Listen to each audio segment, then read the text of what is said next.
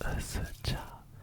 And then at the end, we'll also be making a matcha latte. A matcha latte. So let's get right into it. The first thing that we're gonna be doing is taking some water and putting it into my fellow stag water cooker. We're pouring some clean, crisp water into this water cooker, and we're gonna set this to 70 degrees Celsius, which is possible because I can set the heat on this water cooker. Once the temperature reaches 70 degrees, we'll set it aside and have it maintain that temperature. Once we set the water cooker aside, we'll make this a bit more cozy by laying down this bamboo makisu that's usually used for rolling sushi, but it also gives a great vibe. Now I am taking out this beautiful green chawan bowl as well as this cute bowl that I got from Marinsky Heartmaids. They make very cute mugs and bowls, and I have quite a few of them because they're just way too cute. Just look at its little face. They also make quite nice sounds. Now let's take a look at all of the things I got in Japan. First being the matcha itself. This is matcha from Uji, which is right near Kyoto. Although I didn't get it in Uji itself, I got it in Kyoto in a store that sold this matcha. I have since kept it in the fridge because you're supposed to keep matcha in the fridge so it lasts longer. We'll take out this tiny packet, and for now we'll set it to the side while we take a look at the other items. This is a stand for your chasen. Your chasen is your matcha whisk.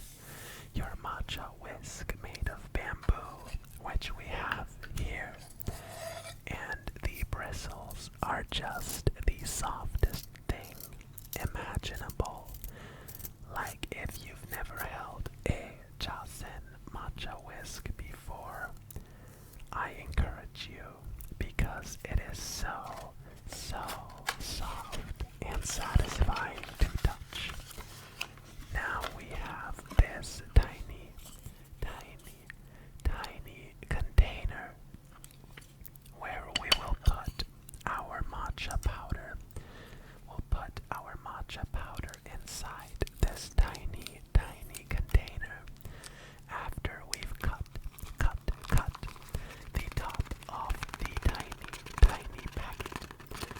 Now pouring all of this vibrant green tea into this tiny container.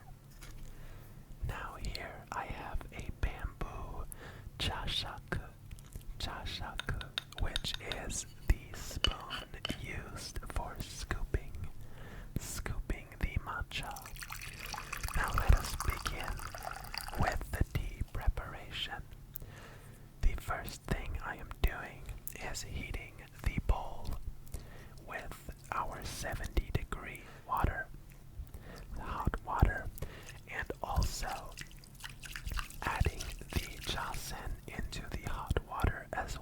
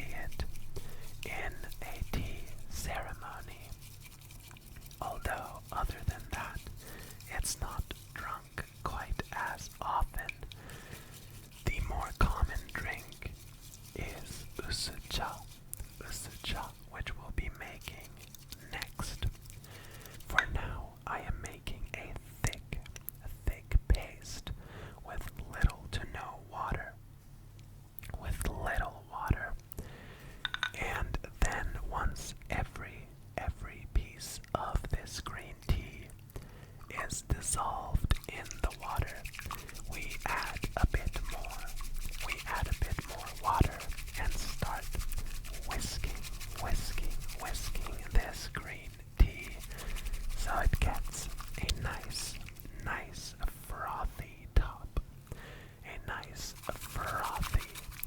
frothy top. So we just keep whisking, whisking, whisking, whisking until we feel that we have completed this step of the tea preparation. And can I tell you a secret? This is kind of the first time that I am having matcha, and I really, really, really don't like bitter tastes. But this wasn't actually too bad. It had a very, very delicious smell to it that made you want to drink it. And then once you drank it, there was just a tiny bit of bitterness to it, even though it used so much matcha. Now let's move on to our beautifully cute little face bowl from Marinsky Heart Maids. And we will heat that up and clean our matcha whisk off in the warm water. Putting that aside, and this time only adding about half of the matcha that we did in the first preparation. Now we are making Usucha, which means thin tea. Just like before, we add a splash of water and make a sort of paste. Make a sort of paste to make sure that there is no clumps. And then we add roughly 60 milliliters of water to it. Remember, this water is still at 70 degrees Celsius. And now we froth it up again, although I felt this time it was a bit more difficult to froth it up than with the Koicha. This is easier to drink though, because it is not quite as intense as the Koicha. This Usucha is much easier to drink.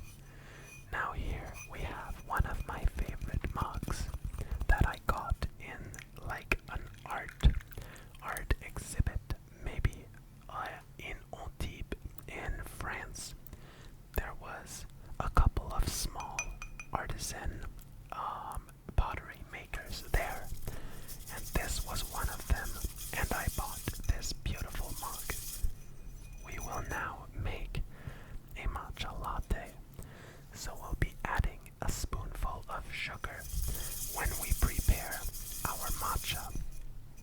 And after we've whisked all that together, we are now going to grab some milk. This is our trusty milk jug. And we will add enough milk to fill the milk jug about halfway.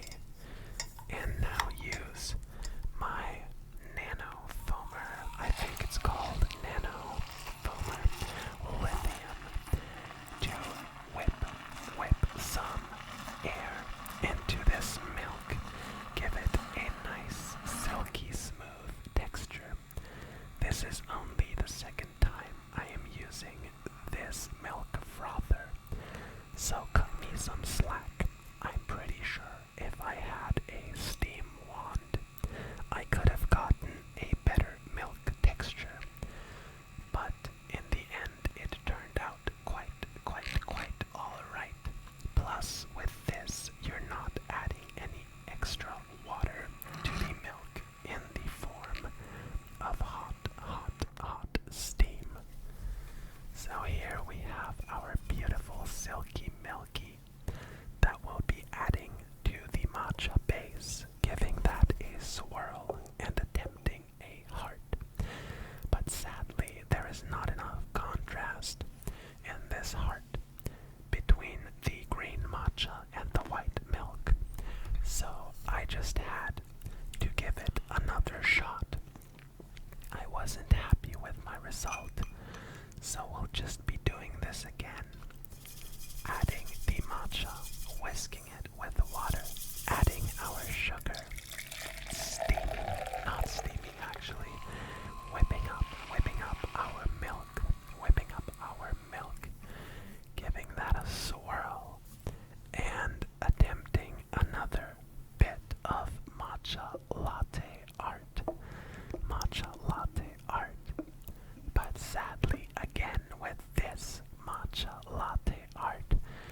just wasn't satisfied, so at this point I figured it might as well just be the mug that's at fault.